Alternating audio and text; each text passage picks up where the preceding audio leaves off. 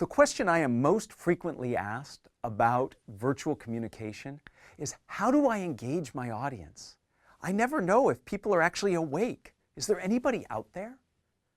Let me assure you, there's some techniques you can use to engage your audience. These techniques fall into two broad categories: things we can do to get your audience physically engaged, and things we can do to collaboratively get them engaged. When it comes to physical engagement, we can take polls. Most of the webinar tools that exist have polling capabilities. If you do take a poll, make sure you comment on the results. Another way to get people physically engaged is to ask questions. Questions are great, but you have to make sure that you define boundaries around the questions when you're presenting virtually. If you simply ask, "Does anybody have any questions?" you can get lots of people speaking all at once. So rather, ask more specific questions. Does anybody have a question about the specific solution I provided? In addition to polls and questions, you can also leverage chat.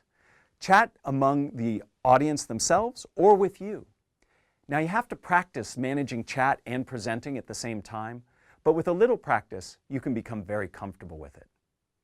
Finally, for physical engagement, you can send your audience outside of the tool you're using, maybe to a wiki or a Google Doc. And there you can have them do some kind of activity, like enter information into a spreadsheet or comment on a document.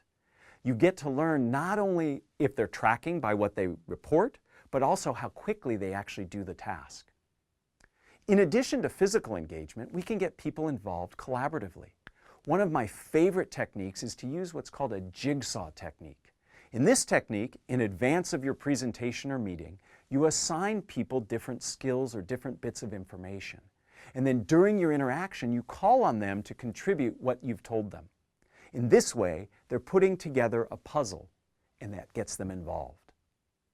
From the world of education, we have our final collaborative technique. It's called a think, pair, share. In this, you pose a question or a challenge, and you ask people in your audience to think about their response. And then through some kind of tool like chat or email, you pair them up where they can discuss with a partner.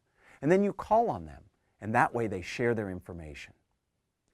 Taken together, these techniques involving physical or collaborative engagement help you involve your audience and let you know that they're out there and paying attention.